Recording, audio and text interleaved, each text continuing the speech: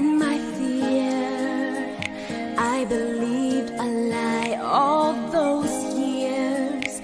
I was trying to hide away, ashamed of the light of day. Made a choice, thinking I'd be free, but that choice, it imprisoned me in my shame. Till I stepped into the light of God's love, the healing began. I'm free from the shame, I'm healed of the pain. I will be silent no more. I'm free from the lies, love opened my eyes. I will be silent no more. Love broke through to the heart of me. Now the truth has come and set me free from the past. When I stepped into the light of God's love, forgiven at last, I'm free from the shame, I'm healed of the pain. I will be silent no more. I'm free from the lies, love opens my eyes. I will be silent no more.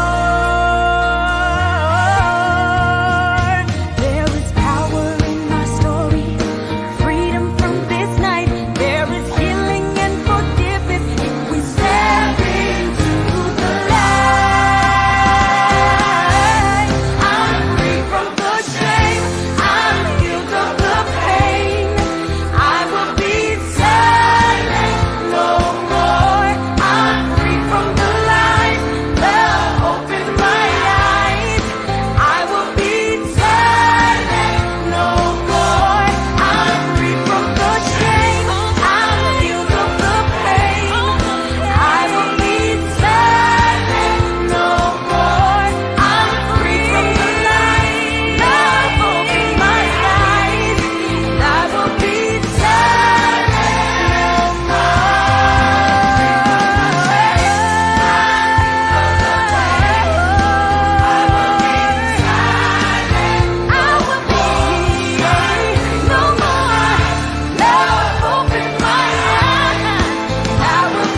silent no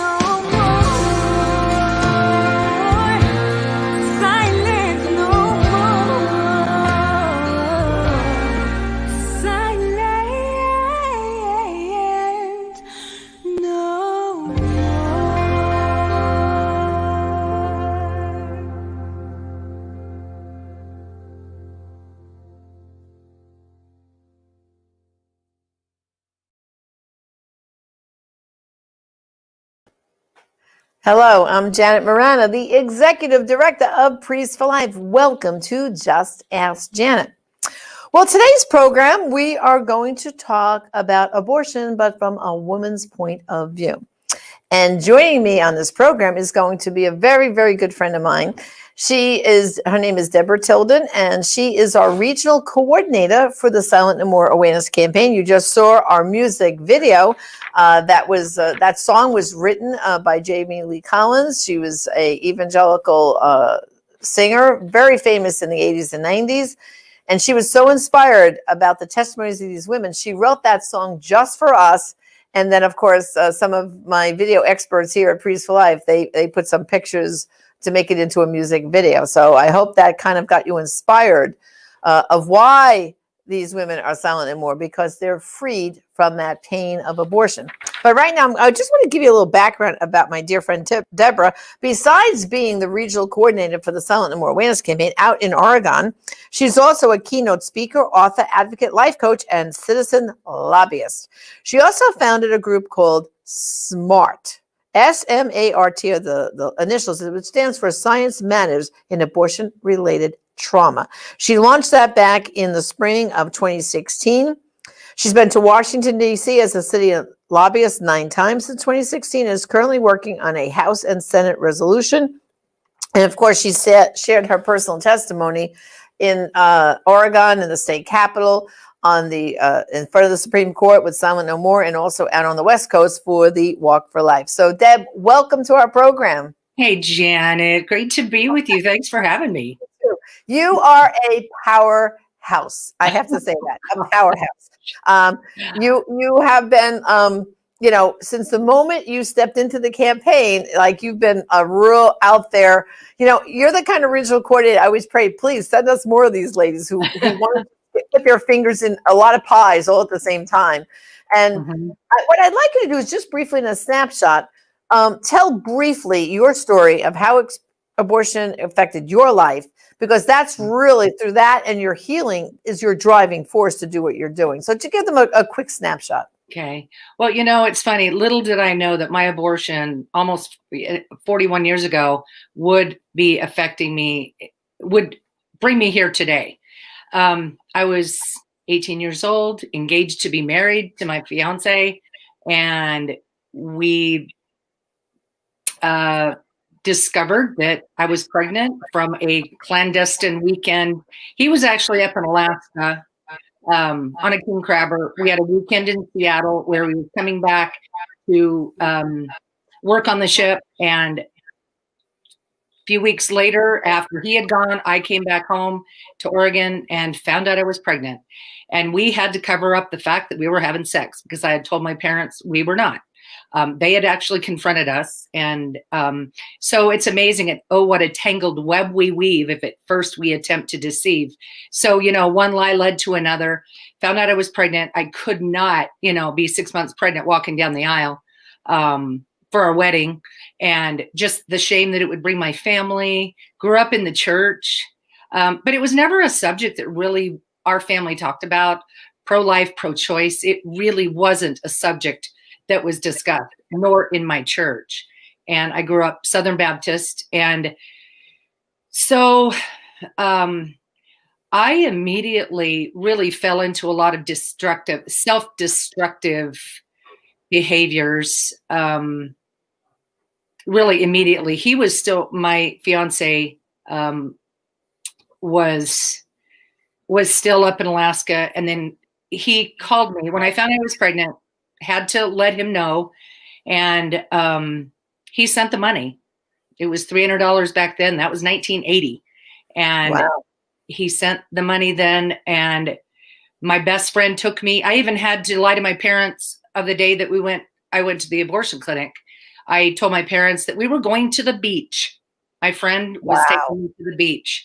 So, but I was actually going to the Lovejoy Clinic in downtown Portland, Oregon. And it's, and it was, you just felt like cattle. You were running through the women in the room. That's what I want to ask you, Deb. So, you were 18 years old. Your fiance sends you the money. Your girlfriend now takes you with with the money. From the moment you walked in that clinic, you just said, we were treated like, just give us a little snapshot. Like, when you think about it, you're about to have a medical procedure.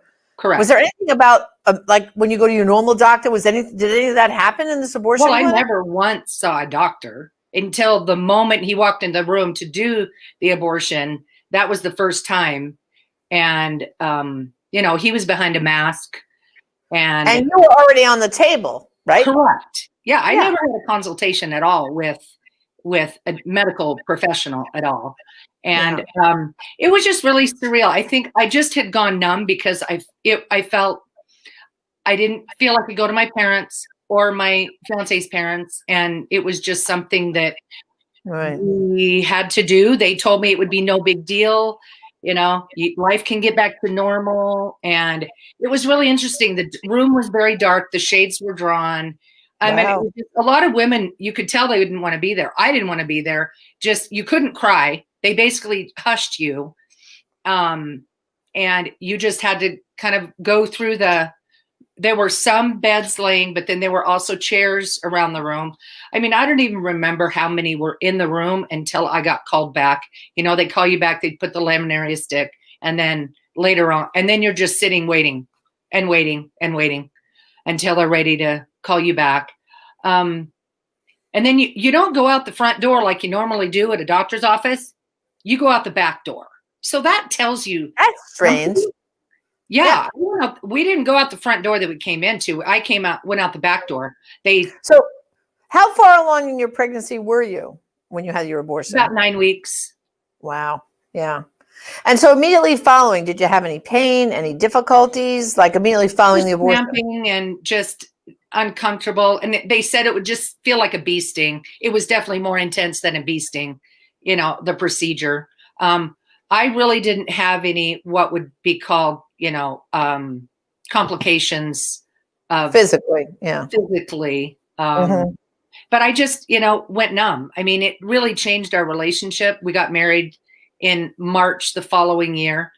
And there was just different. I mean, we almost divorced the first year. We came very, very close because we depended on drugs and alcohol, and we partied. And that was not my life that I grew up with, or even him. But and it was we never talked about. When I went home the night after the abortion, he was in Alaska. He knew the day that it was. We did talk on the phone, but I was sitting in my closet in the dark, as quiet as I could be, on the phone. And he asked me how I was. I couldn't really say a whole lot just because my parents were in the house downstairs, and you were afraid they would overhear something. Yeah. And, we didn't have cell phones. It was the house phone. And at that time, we even had, the party lines that we used to have. Extensions, yeah. You were my neighbor phone listening. Huh? Yeah, you were afraid they would pick up the phone and hear what was going on. Yeah. Well, and even my parents, I didn't know if they would, pick up the phone. And very quietly. So you married the guy. Did you guys stay married? Was there by the grace of God, because statistically 80% of the couples do not stay together. It is truly by the grace of God. Prayer. My grandmother used to pray for all of her grandkids, but it was rough. There were times where we didn't know we would make it. Were you able to go ahead then and have children? 7 years later, our firstborn son, which is interesting, firstborn sons carry kind of a mantle of just authority and leadership in the household, but he really wasn't the firstborn. He was our son, but that's a whole different subject about birth order. But yeah, we did. And I have three children. But it was interesting. He was my firstborn. It's like, when you think about the enemy wants to steal, kill, and destroy, my son that was born 7 years later, was born blue with the cord around his neck. And my goodness. It took him 5 minutes to pink up. So there were some things we had to deal with in his life following all of that. Medical community doesn't treat it the same way, but just my mothering, being a wife, just a woman, just to be a woman. I literally lived in a fog. I was so out of touch with my emotions. My creativity just was out the window. I used to write poems and sing and music and that was what I didn't understand at all. How that there was a disconnect, that it had anything to do with my abortion. So how did you tell our people here how did you find your healing? Like, at what point did all this like loss of creativity, problems in your marriage, having a baby, but like at what point did you say I need help, and how did you find your healing, and what was it? Well, in 99, by this time we had moved to Nevada, and I met two other gals in my church that were wanting to start a support group for women who had had an abortion. None of us had really ever talked to anybody about it, but we went and talked to our pastor's wife, and she referred us to Beauty for Ashes out of Van Nuys, California. And it was abortion healing retreat. We thought it was training to run a support group. So we went, but the second I walked through the doors of that retreat center, and it was actually at a hotel, and it was a very quiet part of the hotel, Janet, I wept, and I really didn't understand what was going on. Right. But that was really my first step in to really, really acknowledging just how much that choice had affected me. And then that brought me into a whole group of Yolanda Gorick that runs Beauty for Ashes. She ran that ministry. And then I met other women through the ministry. Then a couple years later, we moved to Sacramento, California. I shared my testimony for the first time on the Capitol steps. Well, let me back up. I actually went to the Beauty for Ashes retreats 4 years in a row. Wow. The last year, the fourth year we went, they opened it to men. And my husband was one of 7 men that went to that retreat. And Janet, that was the first time my husband and I talked about that day. And the men did separate. There was worship and teaching together at the event, but the men went with another man to just talk through their stuff. Again, there were only 7 men and 75 women at the event. Wow. So one of the exercises they had the men do, if the wives were with them, to, at in your hotel room or wherever you're staying, talk about it. And he actually apologized for the first time for not being there, for you, and not standing in the gap. Right. But he was also being lied to. I was lied to that it was no big deal. He was being lied to. We just bought it. We took the bait, hook, line, and sinker. We were scared, young, and didn't want to disappoint our families and our parents. But look back on it, and it's like, it's amazing that we could have done that. Right. We didn't allow our firstborn child to live. Yeah. To join our future family together. Right. That's a whole nother, program of how that. All right. So we have a couple questions here. One comes from May Sampson, and she's asking you, Deb, when did you really feel forgiven by God? Oh, that first weekend of the Beauty for Ashes retreat, she had us. This was the most powerful. Gosh, I can't believe I'm getting emotional. It's okay. It was the most powerful moment I've ever had with Jesus. She had us take our shoes off. And obviously there had been other things going on before, but there was a moment in the very first evening. She had us take our shoes off and bring them up to the front of the room. And then to either go back to your spot and just sit on the floor.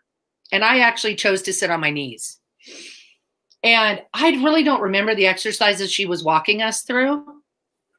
But I remember so vividly that as I was just bowing my head, praying, it was as if Jesus touched the back of my head and just said, I love you. I forgive you. And really from that moment on, there was just such this release. And ever since then, it's been this unpacking. Can't believe I'm weeping here. It's okay. Okay, this is the raw nature of what abortion does to you. It's a soul fracturing. And I feel like I've come all these years later. Again, that first year was 99. And so again, I went 4 years total.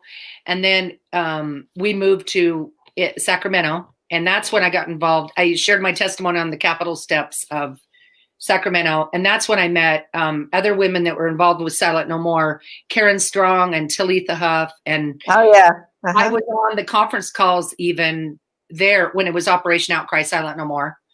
And the executive director came up to me and she said, have you actually gone through a healing program? And I told her about Beauty for Ashes. And she said, I want you to meet the executive director of the abortion recovery program at the center. So I met them the next week. And I wanted to get involved in the healing and recovery side of abortion. And so another quick question. Someone's asking, is there a website? How can they find out more about Beauty for Ashes retreats? Well, do they have a website? I would look up just Yolanda Gorick online. She is on Facebook, Yolanda YOLANDAGORICK. She's getting it ramped back up. She moved from California to Oregon, and so she's getting that all going again. And so, So yeah, okay. We have another shout out to you. This is from Chrissy Baylor. She says, "Blessing to you, Deb, and my fellow regional coordinator. Love Chrissy from Ohio. You know Chrissy. Oh, thank you. Good to see you. Shout out. Okay, so Deb, you've had such passion. I mean, you would say. I have two quick questions. One is, when you started going public with your story, you had to tell your children. How did that work, and how do they feel about? Because people ask me that all the time. How do their kids feel about their moms being so public about a prior abortion? What was your experience when you told your kids, and how do they feel now that you are so public? Well, that was when I was in California, because I was starting to go more public and I was leading the Bible studies, and I did not want my kids to hear from somebody else. So, and I probably wouldn't do it this way again, just because I should have included my husband, but I didn't. So I remember so vividly, I was actually sharing this with a friend the other day. We were in my youngest son's downstairs bedroom, and I just felt like I needed to tell them. So I sat them down and I just said, I need to tell you guys something. And because I don't want you to hear from anybody else. So, and my oldest was 15 at the time. Ashley was 13 and Ethan was 11. And so I told him, I don't even really recall the words I used, but I just said, I hope you will forgive me for robbing you of your big sister.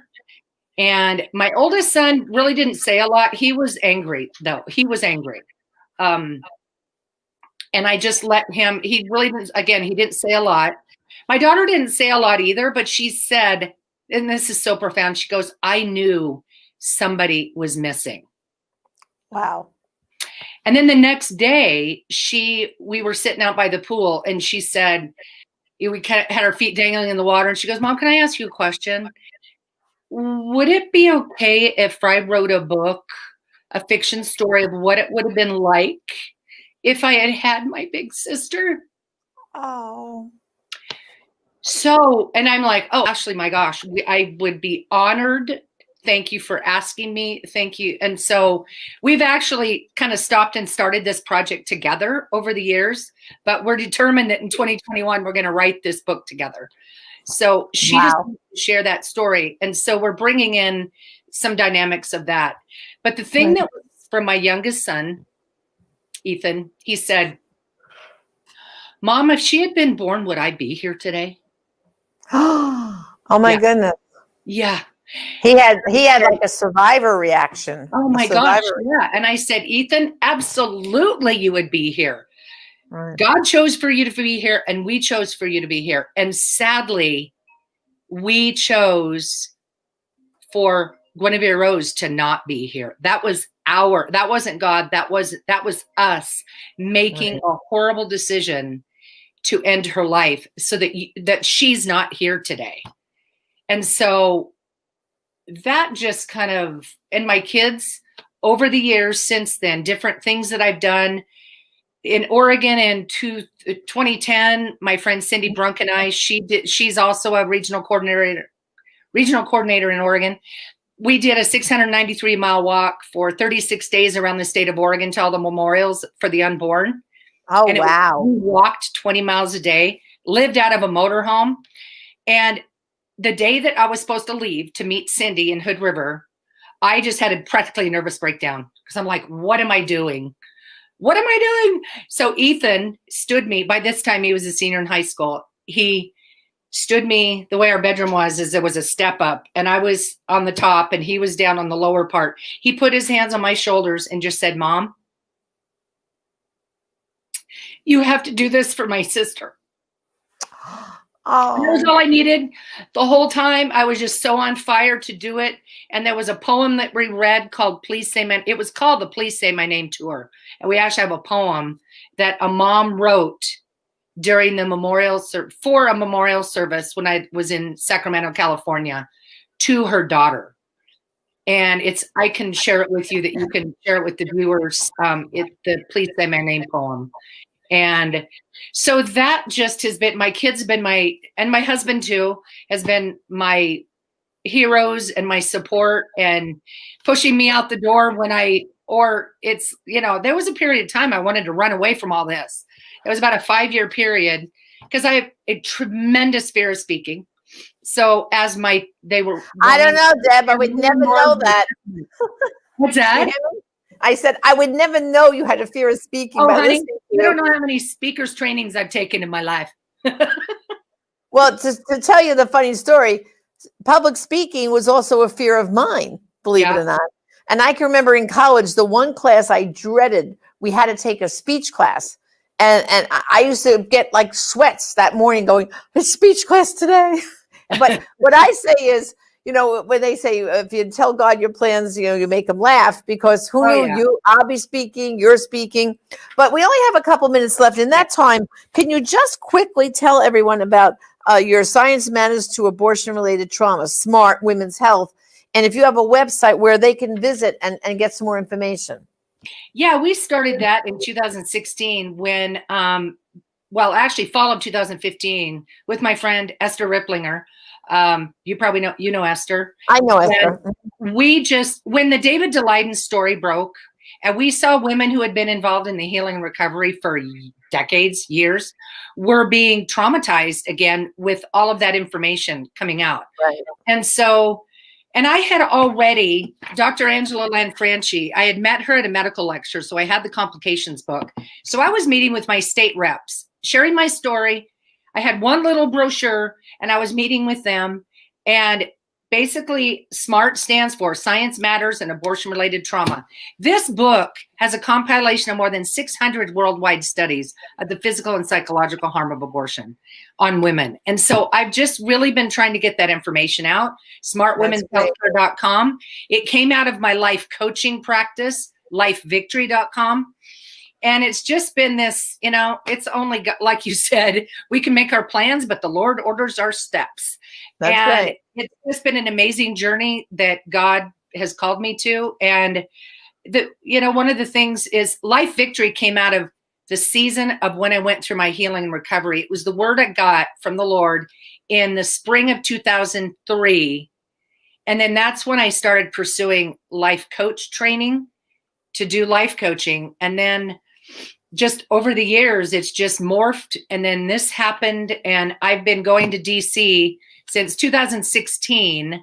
And we've been working on a House and Senate resolution. We've had so much support. There's about 175 to 200 copies of this book in the halls of Congress. Wow. And it's a new message, though, because it's women's health care. We really don't talk about the messaging of pro-life or pro-choice. Right. It's really amazing at how the bubble that abortion has been put in. It is the only accepted form of domestic violence and abuse against women and children. Right. It's an accepted form. And I just have to take it to the Lord every day, because there was a season I was very angry with these people, but they are just as passionate about their belief system. So I have to learn to just navigate. And it's story. I always start with my story. I wouldn't be here today, if when I'm talking to them, and a lot of times they don't know what to do with me when I meet with legislators. Well, are you pro-life or pro-choice? I said, well, technically both, but this is about women's health care and what women should receive. Full disclosure, that's really one of our main goals, is in the public policy arena and the education arena, that women are being given full disclosure and informed consent. Our new mission statement this year that we've worked on is forging a science-based, holistic framework of women's healthcare programs and partnerships impacting public policy and education. So we really are building a coalition of a lot of different organizations, like you guys, Facts About Fertility, Angela Lanfranchi's Breast Cancer Prevention Institute. I just want to create this coalition of all these different entities, and the Republican women. I'm working with them on a resolution that we're supposed to vote on this spring. And we have had a handful actually a lot of Democrats who come along. So it's not a partisan issue either. It's Right. it's truth. And we just want to, and again, our stories are what open the door. And I have to say, the music that you played at the beginning, way to start the show. I'm sitting here trying to, holding back tears. I'm going, this is my story. The words in those songs are so powerful and true. Right. I know. And it really touched the heart of people. All right. Well, Deb, I really want to thank you for sharing so openly today with our viewers. And for those who would like to know any more about Deb, you can go to silentnomore.com, click on our USA map there, and you go to Oregon, and there's Deb's email and how to be in touch with her.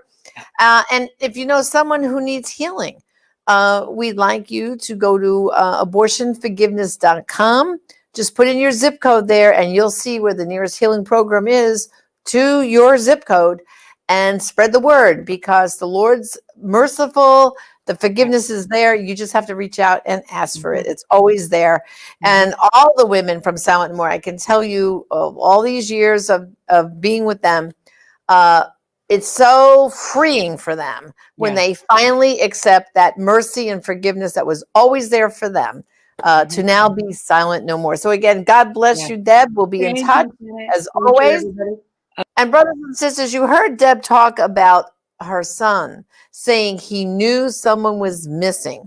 That's what we here at Silent Mo call the shockwaves of abortion, the widest circle of victims. This is a beautiful book I wrote regarding that, talking about how that abortion affects the mom, the dad, future siblings. It affects the grandparents.